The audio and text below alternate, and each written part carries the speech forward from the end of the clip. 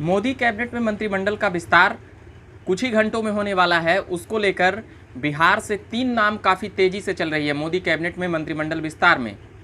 पहला सुशील मोदी का और दूसरा जदयू से 2 नाम जो 2019 में छूट गए थे, चाहे वह आरसीपी सिंह हो या ललन सिंह हो।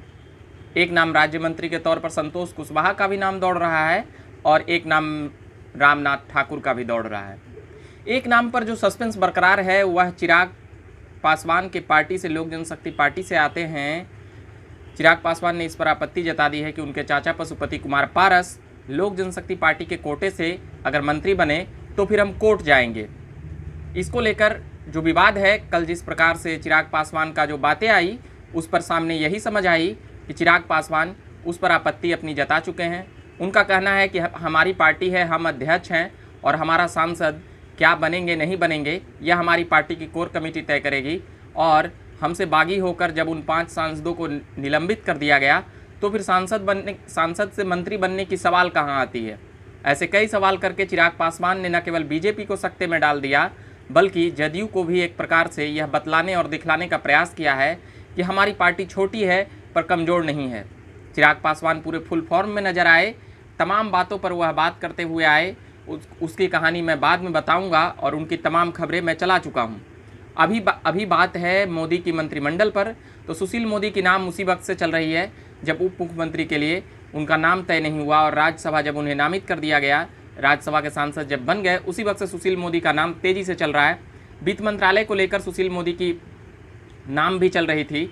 उसी के साथ उत्तर प्रदेश से 4 मंत्री बनाए जा सकते हैं और बिहार से 3 मंत्री, इसकी बातें काफ़ी तेज़ है। सर्बानंद सोनोवाल जो आसाम के तरफ से आते हैं, वहाँ पर संभाल चुके हैं आसाम को।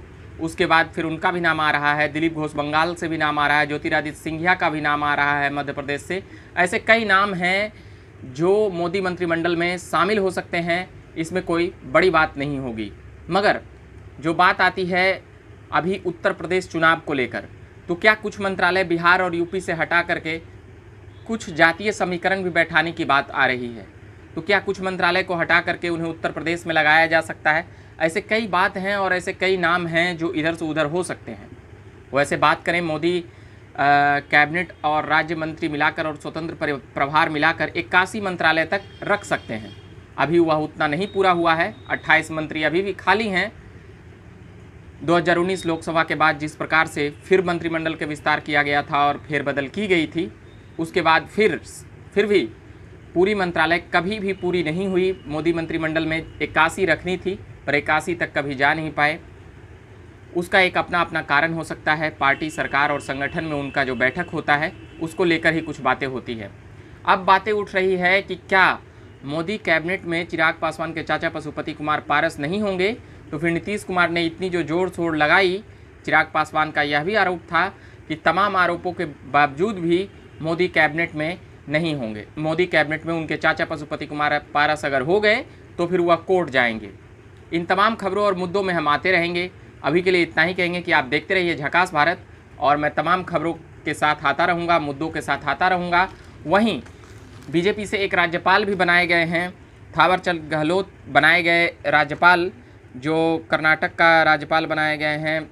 3 अन्य नए राज्यपाल भी बनाए गए हैं। 4 मौजूदा राज्यपालों को नए राज्यों में भवन की बागडोर सौंपी गई है और हरियाणा के राज्यपाल सत्यदेव नारायण आर्य को त्रिपुरा का राज्यपाल बनाया गया है। यह बिहार से भी आते हैं। उसके बाद फिर कई नाम जो मंत्रिमंडल के लिए दौड़ रहे थे हमने बता चुके हैं कि ज्योतिरादित्य सिंधिया का नाम आता है।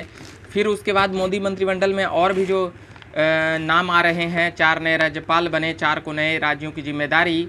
रमेश बैस गए झारखंड। तो कई पुराने लीडरों को सम्मान देते हुए राज्यपाल की कैटेगरी में रखा जाता है और सीनियर होने के बाद जो संगठन और पार्टी का काम संभालते रहते हैं उन्हें राज्यपाल का दायित्व दिया जाता है। उसके बाद फिर बात कर लें, अभी सत्यदेव नारायण आर्य उत्तराखंड के नए राज्यपाल बने। बेबी रानी मौर्य अनुसूचित जाति से आती हैं। इसी प्रकार से मध्य प्रदेश के राज्यपाल बनाए गए मंगू भाई छगन भाई पटेल अनुसूचित जाति से आते हैं। जातीय समीकरण बैठाना इसमें महत्वपूर्ण होता है और वो तमाम चीज़ें उसमें देखते हुए नज़र आती है क्योंकि विधानसभा का चुनाव उस वक्त आती है। साथ ही बिहार के राज्यपाल फागू चौहान, झारखंड के रमेश बैस, हरियाणा के बंडारू दत्तात्रेय सिक्किम के गंगा प्रसाद चौरसिया और तेलंगाना के तमिल साई सौदर राजन पिछड़े वर्ग से हैं। कई बड़ी संख्या है जो राज्यपाल पिछले वर्ग से अभी यहाँ पर मौजूद हैं। इसी तरह से भारत में पहली बार जाट समुदाय से 3 राज्यपाल हैं। इनमें बंगाल के राज्यपाल जगदीप धनखड़, गुजरात से आचार्य देवव्रत और मेघालय के सत्यपाल मलिक शामिल हैं। केरल के राज्यपाल आरिफ मोहम्मद खान और मणिपुर के नजमा हेपतुल्ला के बारे में 2 मुस्लिम बुद्धिजीवियों को इसमें जगह मिली है। राज्यपालों की सूची में हरिबाबू काम्भापति और बंडारू दत्तात्रेय तमिल तेलुगु का प्रतिनिधित्व करते आए हैं। अब बात करें कर्नाटक में भी चुनाव होने वाला है, उसको लेकर भी मंत्रिमंडल विस्तार जो बातें चल रही है, वहाँ से भी मंत्री बनाए जाने की संभावनाएं तेज है। वहीं हम यह बता चुके हैं कि ज्योतिरादित्य सिंधिया का नाम उसमें है और कई ऐसे युवा चेहरा हैं जिन पर भी उन्हें मंत्रालय में शामिल किया जा सकता है। इन तमाम खबरों और मुद्दों में हम आते रहेंगे और सुनाते रहेंगे कि बिहार के राज्यपाल से लेकर के बिहार के कहाँ कौन कौन राज्यपाल हैं और कौन कौन बदले गए हैं इस देश में, और उसमें अनुसूचित जनजाति को इसमें काफ़ी स्थान दिया गया है। जाट समुदायों को भी खुश करने के लिए उनको भी जगह दी गई है। बिहार में राजनीतिक खबरें मैं लगातार सुनाते ही रहता हूं। आपने झकास भारत चैनल को सब्सक्राइब नहीं किया होगा तो कर लीजिएगा और फेसबुक पेज को भी लाइक करिएगा। धन्यवाद।